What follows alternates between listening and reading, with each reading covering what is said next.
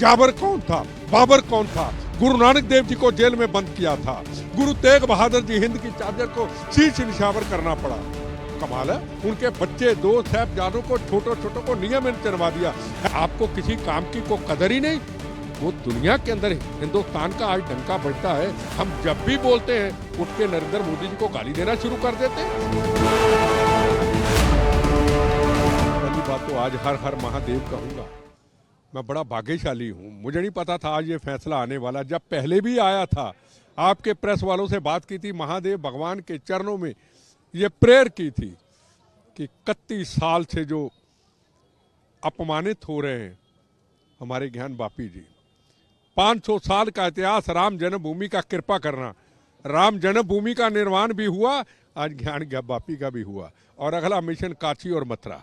मैं तो एक ही कहना चाहूँगा अपने मुसलमान भाइयों को, जो उन्होंने राम जन्मभूमि के अंदर सेकुलरिज्म का सबूत दिया, जहाँ सेकुलरिज्म का सबूत दें, और ये कहें कोर्ट में जाके, ये कहें राष्ट्रपति को जाके, हम पूरी दुनिया के अंदर सेकुलरिज्म का सबूत देते हैं।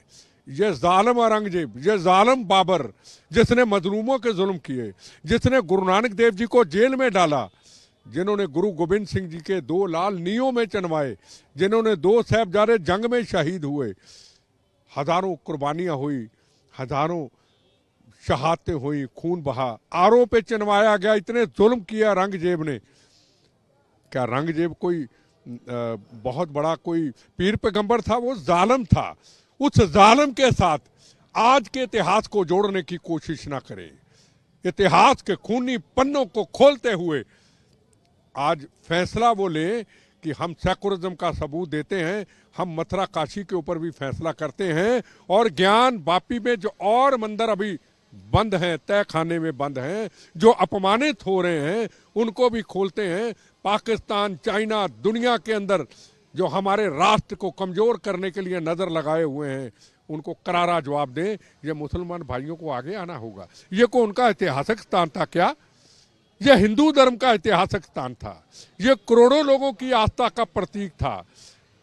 ये आज जो फैसला हुआ है, ये भगवान राम की कृपा से, महादेव की कृपा से हुआ है। कौन कहता है? अंजुमन कौन होता है?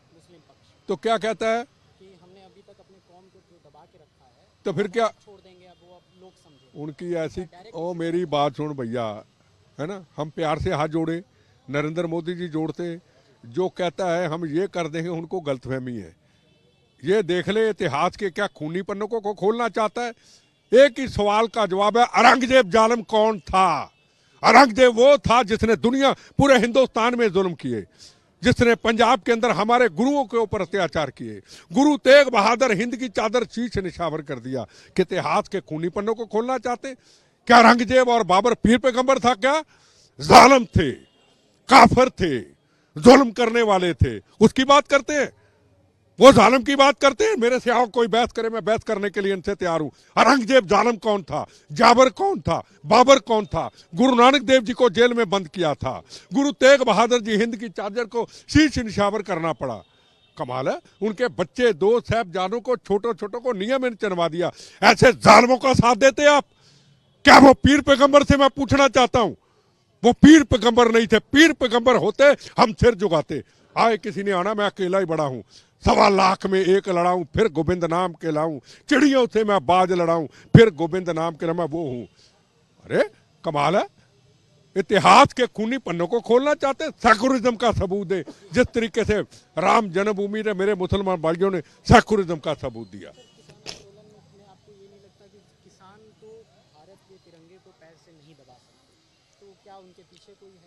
भारत के किसान भारत के तिरंगे को पैर से तो नहीं दबा सकते जिस तरीके से। देखो जी, किसान आंदोलन के हम खिलाफ नहीं है, ठीक है। पूरे देश में कोई भी लोकतंत्र है, वो अपनी आवाज रख सकता है। पर यह बार बार कहना दिल्ली आओ, क्या दिल्ली धर्मशाला है? क्या हिंदुस्तान धर्मशाला है? और एक तरफ पन्नू यूके से कहता है मैंने हथियार भेज दिए राजस्थान बॉर्डर पे, मैंने हथियार भेज दिए पंजाब पे बॉर्डर पे, मैंने हथियार भेज दिए जम्मू कश्मीर में, हथियार ले जाओ और दिल्ली पे कब्जा कर लो। तेरी ऐसी की तैसी आज का हिंदुस्तान है। अगर दिल्ली में आ गए तो पहले दिल्ली में आए थे तो किसान आंदोलन से हाथ से निकल गया आंदोलन, गए कहां? लाल किला में। वो लाल किला जहां आजादी का पहला तिरंगा झंडा हिंदू मुसलमान सिख का लहराया गया। कौन था नीचे? लाल बहादुर शास्त्री, सरदार पटेल, बाबा साहब अंबेडकर नीचे थे। इतना बड़ा अपमान। और पाकिस्तान ने कह दिया, क्या कह दिया पाकिस्तान ने? कि हिंदुस्तान पे खालिस्तानियों का कब्जा हो गया। नरेंद्र मोदी जी इस पगड़ी के आगे सिर झुकाते रहे, गुरुओं के आगे सिर झुकाते रहे और फोर्स को कहते रहे इन पे गोली ना चले। अपमानित सहन होते रहे। जवान, सीआईएसएफ के जवान, सीआरपी के जवान, दिल्ली पुलिस के जवानों को पैरों में रोदा गया, उनको ट्रैक्टरों के नीचे ऊपर से नीचे फेंका गया। पर हमारे जवान ने इस पगड़ी की इज्जत रखी। ये हमारी पगड़ी की इज्जत रखते हैं, ये हमारी पगड़ी की शान है। ये पगड़ी गुरु तेग बहादुर, हिंद की चादर, गुरु गोविंद सिंह महाराज कुर्बानियों से ये पगड़ी मिली हम पापियों को। हम पगड़ी का मजाक उड़ाते हैं, रोज उठते हैं आंदोलन। क्या आंदोलन पूरे देश में कोने में क्यों नहीं? पंजाब में आंदोलन क्यों? आंदोलन है तो मंत्री आपके घर जाते हैं सेंटर के। क्या नरेंद्र मोदी जी कहीं गए, किसी के आगे सिर झुकाया? जीएसटी बिल आया, लाखों लोगों का इकट्ठ हुआ, गुजरात पूरे देश के सिर झुकाया। पर नरेंद्र मोदी जी इस पगड़ी के आगे हमेशा सिर झुकाते रहे। और किसान आंदोलन से रोज आवाज उठे। पहले नरेंद्र मोदी जी पंजाब आए थे, फिरोजपुर, बच के चले गए, बच के नहीं जाएंगे। इनको चैलेंज करके कहता हूं, तुम्हारी ऐसी की तैसी, तुमने हिंदुस्तान के प्रधानमंत्री इनको समझ क्या रखा है? कल को आप दिल्ली आ जाए, ट्रैक्टर में कूच कर दें, पाकिस्तान बीच में अपने एजेंट भेज के हथियार भेज दे, कल को पीएम हाउस चले जाएं, कल को राष्ट्रपति भवन चले जाएं, कल को चले जाएं सुप्रीम कोर्ट और चला दें वहां पे गोलियां, तो हिंदुस्तान की क्या इज्जत होगी? क्या 84 के दंगे क्यों हुए? इंदिरा गांधी को शहीद किया गया, फिर 84 के दंगे हुए।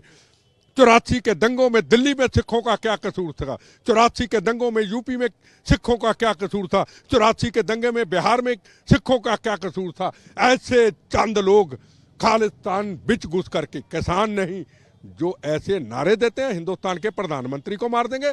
वो हिंदुस्तान के प्रधानमंत्री जिन्होंने 370 धारा हटाई, रोज जवानों की शहादत हिंदू मुसलमान सिख के खून से तिरंगे झंडे में लिपटी आती थी। क्या आज कहीं आतंकवाद है? जवान की शहादत आती है। एक तिरंगा, एक जनगण मन, एक संविधान, तिरंगा ही तिरंगा, 370 धारा हटा के कश्मीर में कर दिया। वो प्रधानमंत्री? वो ठहरो, वो प्रधानमंत्री जिसने तिरंगा लहरा दिया चंद्रमा के ऊपर? वो प्रधानमंत्री जिसने बाबरी मस्जिद का साफ करके राम जन्मभूमि का निर्माण कर दिया? वो नरेंद्र मोदी जिसने महादेव की धरती वाराणसी के अंदर हर हर महादेव कॉरिडोर बना दिया?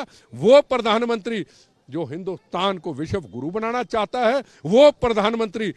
कभी होते थे बम ब्लास्ट, वाराणसी में मैं आया करता था, कभी होते थे बम ब्लास्ट 26/11 की घटना, कभी होते थे पार्लियामेंट के अंदर, कभी होते थे ट्रेनों में ब्लास्ट, कभी दिवाली के दिनों में माँ बाप अपने बच्चों के लिए खिलौने मिठाई लेने जाते थे, बम्बों से उड़ जाते थे। आज कहीं है बम ब्लास्ट? उसकी कदर नहीं है। हिंदुस्तान उनको सैल्यूट करता है। आपको किसी काम की को कदर ही नहीं। वो दुनिया के अंदर हिंदुस्तान का आज डंका बजता है। हम जब भी बोलते हैं उठ के नरेंद्र मोदी जी को गाली देना शुरू कर देते हैं। कभी भी बोलते हैं पंजाब में कहते हैं हम मार देंगे। क्या हमारी पहचान ये है? इस पगड़ी के पहचाना मानवता की रक्षा। हिंदू हो, मुसलमान हो, सिख हो, हम काटने की, मारने की, कभी सिद्धू बॉर्डर पे किसी का हाथ काट देते हैं, कभी कोरोना काल में किसी पुलिस वाले का हाथ काट देते हैं, कभी हम कहते हैं प्रधानमंत्री को मार देंगे। पहले इंदिरा गांधी को मारा, फिर वहां के चीफ मिनिस्टर को मारा, फिर 36,000 बेगुनाहों का वहां कत्लेआम किया, फिर 19,000 हिंदू भाइयों का कत्लेआम किया। किसी के हाथ में कृपान नहीं, किसी के हाथ में त्रिशूल नहीं, किसी के हाथ में बंदूक नहीं। माँ बाप के लिए, बच्चों के लिए रोटी कमाने गए थे, घर वापस नहीं आए। ये हमारी पहचान बनाते हैं। ये हमारी पहचान मानवता के लिए है। राम जन्मभूमि का निर्माण होता, हम नहीं आएंगे, मैं गया, बोलो श्री राम। सिख नहीं जाएगा, मैं गया।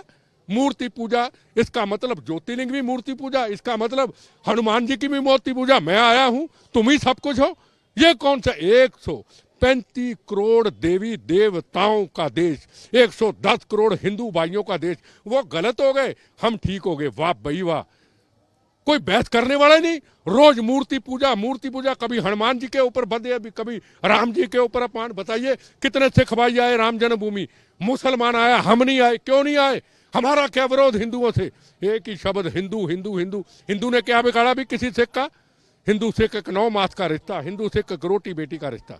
ये माने ना माने, हम हैं। आज भी मंदिर हैं, राम जन्मभूमि भी गए, महादेव भी गए, सारे धाम भी गए, सब जगह पे जाएंगे। इनकी ऐसी की तैसी, पहले भी बम चलाए 14 बार गोलियां, अब भी चला ले। नागरिकता कानून को लाने की बातचीत, एक मिनट, हाँ, नागरिकता कानून लाने की बातचीत चल रही है इलेक्शन के पहले, आप देखो जी, आज हो या कल हो, ठीक है, एक संविधान, एक कानून, हिंदू हो, मुसलमान हो, सिख हो, ईसाई हो, वो होना चाहिए। ये हिंदुस्तान धर्मशाला है क्या? को पाकिस्तान से आ जाए, को बांग्लादेश से आ जाए, कोई नेपाल से आ जाए, कोई श्रीलंका से आ जाए, ये आज का भारत है भाई। कोई भी आके अपना घर बना के कार्ड बना ले। यहाँ जो भी रहेगा, हिंदू हो, मुसलमान हो, सिख हो, ईसाई हो, वो भारतीय ही होगा। और उसको कहना होगा मेरा धर्म भारत माँ, मेरी जात वंदे मातरम। जो नहीं कहेगा उसको भारत से प्रेम ही नहीं। इंडिया अलायंस के लोग कह रहे हैं बीजेपी हटाओ। छोड़ो, मैं किसी पॉलिटिकल पार्टी का नहीं हूँ। कौन सी इंडियन एयरलाइन, कौन सी, मुझे नहीं पता यार। इंडिया एक लफ्ज है यार, भारत एक नाम है। कल को मैं रख लूं जी मेरी पार्टी भारत को क्या इन्होंने ऐसे गाजरमूली समझ रखा? भारत एक नाम है। भारत नाम रखने का किसी को अधिकार नहीं। भारत है।